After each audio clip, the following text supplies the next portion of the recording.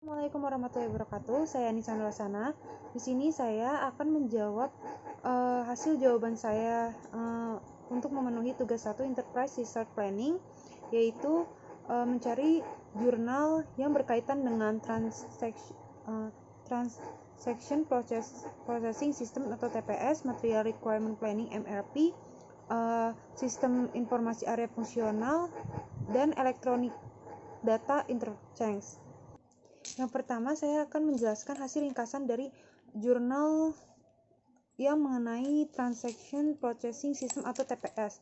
Saya mengambil dari salah satu jurnal yang berjudul Sistem Pemrosesan Transaksi pada Toko Bangunan Berbasis Web dengan PHP dan MySQL. Jadi sistem pemrosesan transaksi atau Transaction Processing System TPS ini adalah sistem informasi terkomputerisasi yang dikembangkan untuk memproses sejumlah besar data transaksi bisnis rutin untuk menghasilkan informasi keuangan. Untuk mengetahui bahwa TPS ini memiliki kualitas yang baik, maka menurut Turban et al. Tahun 2008, sebuah program aplikasi TPS harus memiliki karakter sebagai berikut. Yang pertama, program dapat melakukan fungsinya dengan benar dan lengkap. Kriteria ini dapat terwujud jika sebuah TPS dapat melakukan fungsi-fungsi berikut, yakni menangkap data dari setiap transaksi, mengotomatisasikan pengamanan data transaksi, memverifikasi transaksi untuk diterima dan ditolak, menghasilkan laporan, menyimpan transaksi yang telah diverifikasi. Jadi pada dasarnya sebuah TPS ini adalah untuk mengumpulkan atau menyimpan proses data transaksi, kemudian menyajikannya hasil pemrosesan tersebut dalam bentuk laporan keuangan maupun laporan kebutuhan lainnya. Untuk itu, program aplikasi yang digunakan dalam sebuah TPS ini harus dapat mendukung jalannya fungsi-fungsi tersebut secara baik dan tepat waktu. Dari hasil pengujian dan analisis aplikasi sistem pemrosesan transaksi pada toko bangunan yang telah dibahas pada jurnal tersebut, dapat disimpulkan sebagai berikut. Yang pertama, sistem pemrosesan transaksi ini dirancang sesuai dengan penelitian yang telah dilakukan di toko bangunan Sinar Mas.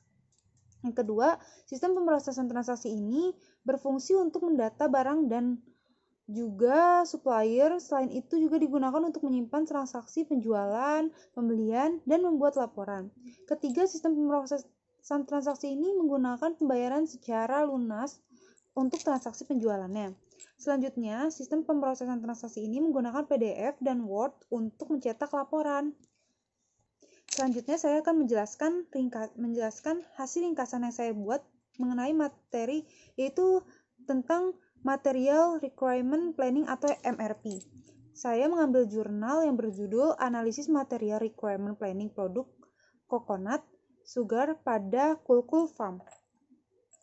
Kurangnya koordinasi antar fungsi perencanaan akan mengakibatkan beberapa masalah dalam perusahaan, diantaranya persediaan yang berlebih, layanan pelanggan yang buruk, dan utilitas kapasitas tidak mencukupi, buruknya perencanaan persediaan bahan, serta juga sebuah perusahaan juga dapat memunculkan masalah-masalah proses produksi yang terhenti, kerusakan persediaan, hingga kehilangan persediaan akibat oleh perencanaan bahan baku yang buruk. Berdasarkan hal tersebut, guna menghindari masalah yang ditimbulkan, perlu digunakan untuk suatu konsep yang dapat melakukan perencanaan dan pengendalian bahan baku dengan baik, yaitu dengan menggunakan sistem Material Requirement Planning ini atau yang disebut MRP. Material Requirement Planning ini merupakan alat untuk melakukan sebuah perencanaan produksi untuk menentukan waktu pemesanan serta jumlah bahan yang akan diproduksi. Material requirement ini bertujuan untuk penjadwalan kebutuhan produksi yang efisien sehingga bahan baku, komponen, dan sub-assemblies dapat diberikan dalam jumlah yang tepat dan pada waktu yang tepat juga. Kulkul Farm adalah perusahaan yang bergerak dalam bidang pertanian yang berlokasi di Abian Smart, Bandung, Bali. Kulkul Farm juga tidak hanya menjadi perusahaan manufaktur yang memproduksi coconut sugar, namun juga menjadi sebuah tempat wisata tur dan edukasi untuk belajar mengenai bidang pertanian.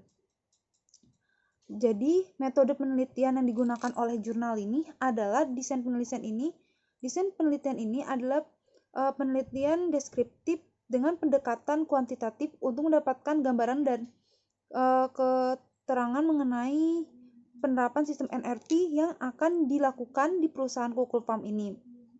Dengan menggunakan 4 langkah dasar NRP, yaitu netting, loading, dan fasting dan exploding untuk mengetahui jumlah kebutuhan serta waktu pemesanan bahan baku dan dapat dan menentukan biaya persediaan yang seminimal mungkin agar tersusun rapi dan efisien.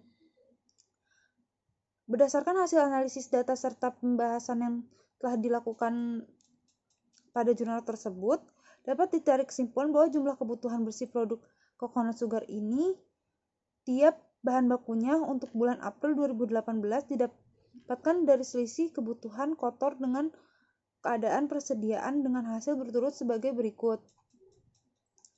41 jar untuk unit produk coconut sugar, 150 gram jar, 31 unit bahan baku gar, 31 lembar bahan baku stiker. Lalu proses penentuan ukuran lot atau besar pesanan yang dilakukan menggunakan metode load for lot dan part period balancing yang berturut-turut mendapatkan hasil akhir total biaya persediaan 192.000 dan 53.979 perak. Berdasarkan proses penentuan ukuran lot tersebut, proses selanjutnya yaitu offsetting dapat dilakukan. Jadi semuanya akan terorganisasi dengan baik menggunakan material requirement planning. Yang ketiga, materi yang akan saya bahas mengenai jurnal sistem informasi area fungsional. Pada jurnal ini saya mengambil referensi jurnal yang berjudul Analisis dan Desain Sistem Informasi Pemesanan. Studinya pada sistem informasi pemasaran untuk promosi CV Intan Catering. Sistem informasi pemasaran ini merupakan salah satu bentuk sistem informasi yang lebih menuju pada area fungsional bisnis, yaitu pada bagian pemasaran. Sistem ini menyediakan informasi yang dibutuhkan oleh perusahaan untuk mendukung pengambilan keputusan permasalahan pemasaran dan menyediakan informasi yang dibutuhkan oleh pihak yang mempunyai kepentingan stakeholder seperti pelanggan. Sistem informasi pemasaran memanfaatkan teknologi informasi untuk mendukung fungsi bisnis. Pemasaran promosi merupakan sekumpulan aktivitas untuk memberikan informasi bagi calon konsumen atau masyarakat yang akan membeli produk dan jasa yang kurang dipromosikan tidak dapat memberikan keuntungan yang maksimal bagi perusahaan karena konsumen atau masyarakat tidak banyak yang mengetahui mengenai merek atau produk dan jasa yang ditawarkan. Salah satu bentuk promosi yang berkembang pesat saat ini adalah pemasaran online atau online marketing. CV Intan Catering ini adalah perusahaan yang bergerak pada bisnis pelayanan makanan catering yang menawarkan berbagai variasi menu. Permasalahan yang sedang dihadapi oleh CV Intan Catering saat ini adalah terkait dengan permasalahan terutama pada promosi produk perusahaan, penggunaan model pemasaran konvensional, serta tidak ada satupun kontrak dengan perusahaan lain mengakibatkan tingkat order menurun. Maka dari itu,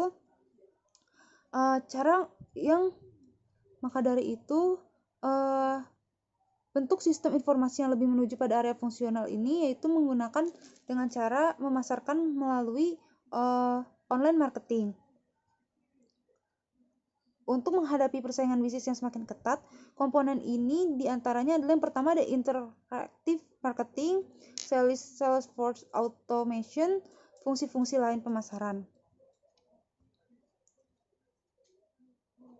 CV Intan Catering ini dalam melaksanakan berbagai aktivitas pemasaran memiliki sistem informasi pemasaran tersendiri. Berdasarkan hasil dari analisis penelitian, dapat diketahui bahwa model sistem informasi pemasaran yang diterapkan oleh CV Intan Catering pada dasarnya memiliki kesamaan dengan model yang dikemukakan oleh Purcell, Cannon, dan McCarthy karena sama-sama memiliki sumber informasi input dan memberikan outcome, sales atau profit, dan lainnya. Selanjutnya saya akan menjelaskan materi dari Electronic Data Interchange. Di sini saya mengambil referensi jurnal yang berjudul Electronic Data Interchange atau EDI, Strategi Teknologi Informasi dalam Menghadapi Elektronik E-commerce. Salah satu revolusi teknologi internet yang berkembang dengan pesat dalam dunia bisnis ada Electronic Data Interchange atau EDI ini. Dalam hal ini internet membangun supply chain di mana industri menggunakan cyberspace untuk berkomunikasi dan melakukan pertukaran data tentang pesanan barang, tingkat kesediaan, penjualan, pengiriman, dan penerimaan barang, dan lain-lain, sehingga dapat menghemat biaya, memberikan pelayanan yang baik, cepat, memuaskan, serta akses dan retailer atau supplier menjadi lebih luas. Paper ini yang saya ambil dari salah satu jurnal ini dalam beberapa bagian pertama membahas dampak TI terhadap EC, bagian kedua membahas keuntungan dan kelemahan elektronik data interchange, bagian ketiganya menguraikan EDI sebagai strategi TI dalam menghadapi EC. EDI adalah pertukaran dokumen-dokumen bisnis langsung dari komputer ke komputer melalui suatu jaringan komunikasi. Jaringan atau sistem EDI ini memudahkan pertukaran informasi transaksi bisnis dari sistem komputer suatu perusahaan ke sistem komputer perusahaan lainnya. Pihak-pihak yang terlibat dalam pertukaran sistem komputer perusahaan lainnya. Pihak-pihak yang terlibat dalam pertukaran sistem perusahaan lainnya itu disebut trading partner dan meliputi para distributor, pabrik-pabrik, dan para supplier.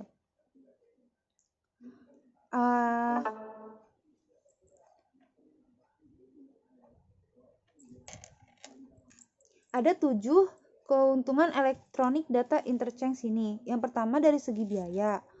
EDI dapat menghemat banyak biaya. Contohnya dapat menghemat biaya pemasaran yang biasa dilakukan lewat iklan di media cetak dan elektronik,